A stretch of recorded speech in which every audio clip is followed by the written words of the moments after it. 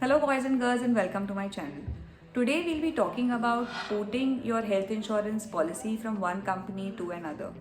Just like we can port our mobile SIM cards from one telecom company to another by retaining our original number, we can port our health insurance company from one insurance company to another by retaining our continuity benefits.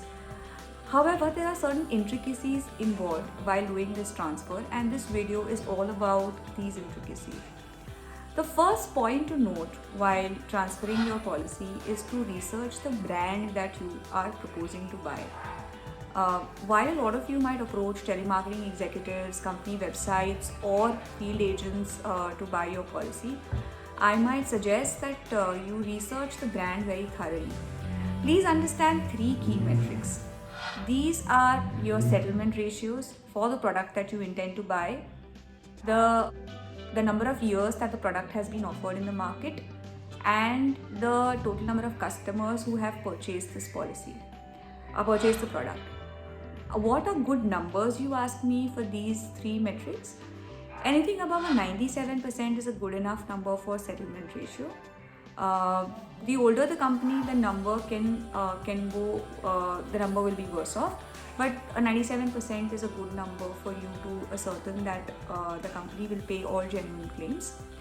The total number of years that the product is in existence or the product is offered in the market should be about 2 to 3 years. A lot of people might wonder that the older the product, wouldn't that be better? But what happens is that a lot of evolution keeps happening in the health insurance products because of competition, and because a lot of companies are now because of regulation as well. These features might not be present if you buy very old products. Hence, 2 to 3 years would be an ideal time that you should look for in the total number of years that the product has been offered in the market. The third metric that you should look for while researching the brand would be the total number of customers who have purchased this policy. For this, I would suggest about 50,000 is a good enough number. Considering the penetration of health insurance in India and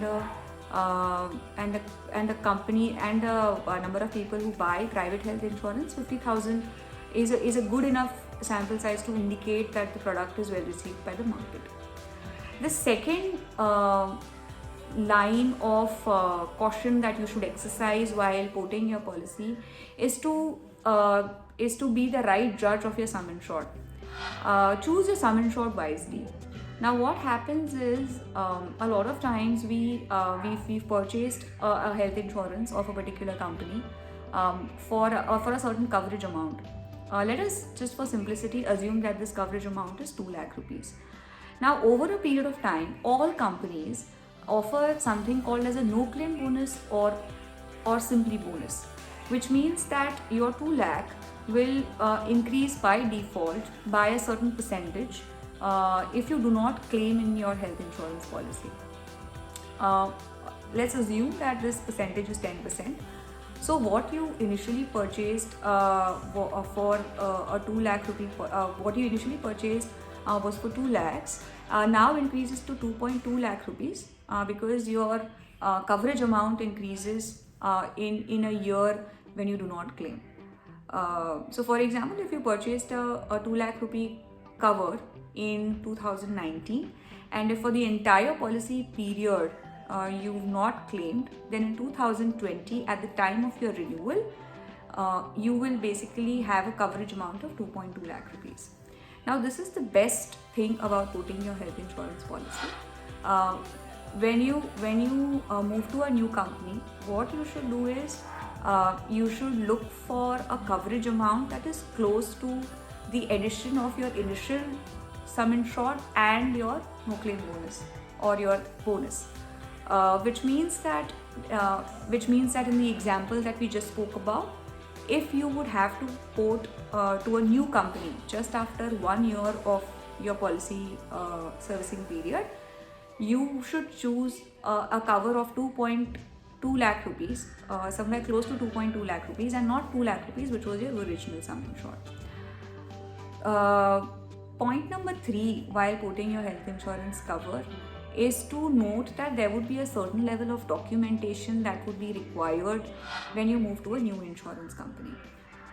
Just like when we transfer a SIM card from one telecom company to another, we need to reproduce our KYC documents to the new telecom company, because the new for the new telecom company, you're essentially just a new customer, and they would want to know you. Hence, the KYC, which is essentially know your customer, documents need to be submitted. Even in case of health insurance, your documents need to be given to the new insurance company, so that they understand your previous policy, they understand your claim history, they understand your health history and your bonus structure in the previous policy. Essentially, the documents that would be required would be an IRDA portability form, your previous policy copies, 3-year copies, or all the years that you served in your previous company, the previous year copies, and a declaration form. Now, the list of these documents would be available with your advisor or on the website of the company or the telemarketing executive. He could send you all this by email. Make sure that you ask your advisor about these documents before you make the payment, otherwise you might be in for a surprise after your payment. A lot of companies and intermediaries are now integrating these forms along with the proposal form, which means that these details would also be required before you make the payment, so that your post-payment journey becomes very, very simple. Now, point number 4 that we should look for or we should be aware of while porting a policy is about medical checkups. In case you have a certain adverse medical history, or if you are beyond a certain age limit, you might have to undergo a medical checkup again in a new insurance company, despite your medical status or despite your years of service in the previous company. This is just so that the new company is completely aware of your current health status, and they know you completely in and out just before they onboard you as their customer.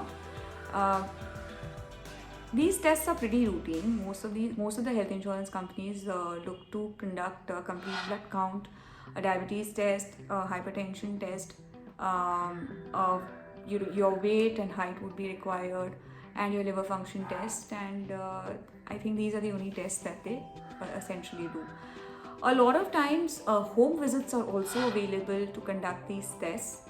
Of course, it depends on the area in which you reside, and make sure you ask your advisor or your telemarketing executive about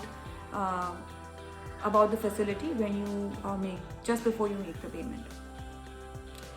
The fifth and the most important point while quoting your policy is to make sure that you know all the waiting periods that are going to be applied to you in your new policy. The best part about portability of health insurance is that you do not have to serve the waiting periods again in the new policy if you've already waited out in the previous policy. Of course, it is very, very product specific, and different products from the same company have different waiting periods. So you make sure that your waiting period details are ironed out between you and your advisor, or you look for them very, very specifically on the company website. So for example, if I have to port my policy from company A to company B, and if I've already served 2 years in company A, I would not have to serve a waiting period for 2 years again in company B. Now, it could be possible that I would be buying a product from company B which would have a total waiting period of 4 years, which means that I would still have to serve a 2-year waiting period in company B, depending on the product that I choose. So make sure that the product choices indicate the waiting periods very, very clearly. The waiting periods could also be different for different categories. So for example, there could be a pre-existing disease waiting period, and there could be a specific illness waiting period. The difference between the two is that the pre-existing disease waiting period is applicable for people who already have some ailment and who have declared it in the proposal form, and would not be applicable for a healthy life, which means it would not be applicable for you and me who do not have any particular illness at this time. While a specific illness waiting period would mean that there could be a waiting period for certain planned surgeries or certain illnesses, and it could be applicable for everybody in general who buys the policy. So, for example, there could be a waiting period of 2 years for an ailment like cataract, and everybody who buys that policy would have to wait out that period. So just make sure you clear out these details with your telemarketing executive, or look for it on the website, or speak to your advisor about the same. While all this sounds very complicated, guys, it is pretty standard, and the reason I'm making these videos is so that you get pointed directions on what you should look for while buying a health insurance policy, while renewing it, or while porting it from one company to another. If you did like the video, please do like, share and subscribe. I know there's been a little bit of a gap from the previous video, but I'll make sure that I'm regular going forward. Thank you guys for all your support, and the motto of this channel obviously is to make sure that your health insurance buying journey and your servicing journey and your renewal journey is smooth. Thank you so much. Keep do liking, sharing and subscribing. Bye.